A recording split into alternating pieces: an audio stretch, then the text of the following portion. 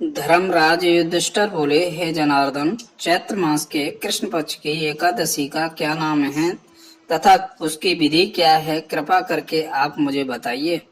श्री भगवान बोले, हे राजन, चैत्र मास के कृष्ण पक्ष की एकादशी का नाम पाप मोचनी एकादशी है। इसके व्रत के प्रभाव से मनुष्य सभी पापों का नाश होता है। यह सब व्रतों में उत्तम व्रत है। इस पाप मोचनी एकादशी के महात्म्य के श्रवण व पठन से समस्त पाप नाश को प्राप्त होते हैं। एक समय देवर्षि नारद जी ने जगत पिता ब्रह्मा जी से कहा, महाराज, आप मुझसे चैत्र मास के कृष्ण पक्ष की एकादशी विधान कहिए। ब्रह्मा जी कहने लगे, हे नारद, चैत्र मास की कृष्ण पक्ष की एकादशी पाप मोचनी एकादशी के रूप में मनाई जाती है। इस दिन भगवान विष्णु का पूजन किया जाता है। इसकी कथा के अनुसार प्राचीन समय में चित्ररथ नामक एक रमणीक वन था। इस वन में देवराज इंद्र गंधर्व कन्याओं तथा देवताओं सहित स्वच्छंद विहार करते थे। एक बार मेधावी नामक ऋषि भी वहां पर तपस्या कर रहे थे। वे ऋषि शिव उपासक तथा अप्सराएं शिव द्रोहिणी अनंग दासी थी। एक बार कामदेव ने मुनि का तप भंग करने के लिए उनके पास मंजू घोष नामक अप्सरा को भेजा। युवा अवस्था वाले मुनि अप्सरा के हाव भाव, नृत्य, गीत तथा कटाक्षों पर काम मोहित हो गए।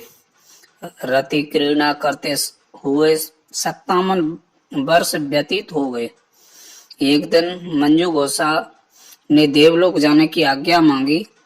उसके द्वारा आज्ञा मांगने पर मुनि को भान आया और उन्हें आत्मज्ञान हुआ कि मुझे रसातल में पहुंचाने का एकमात्र कारण अप्सरा मंजू घोषा ही है। क्रोधित होकर उन्होंने मंजू घोषा को पिशाचनी होने का श्राप दे दिया।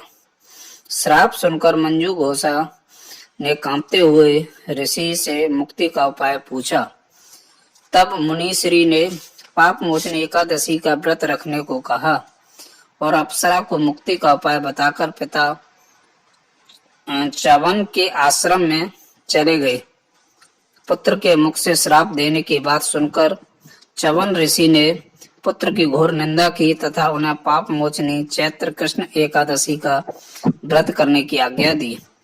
व्रत के प्रभाव से मंजू घोष अप्सरा पिशाचनी देह से मुक्त होकर देवलोक चली गई। अतः हे नारद, जो कोई मनुष्य विधि पूर्वक इस व्रत को करेगा उसके सारे पापों की मुक्ति होना निश्चित है। और जो कोई इस व्रत के महात्मा को पढ़ता और सुनता है उसे सारे संकटों से मुक्ति मिल जाती है।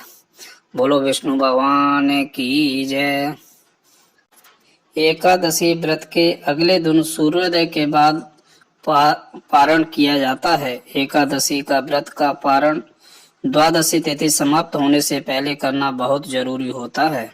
पारायण समय 6 अप्रैल को सुबह 6:18 से 7:20 तक रहेगा। बोलो नारायण भगवान की जय।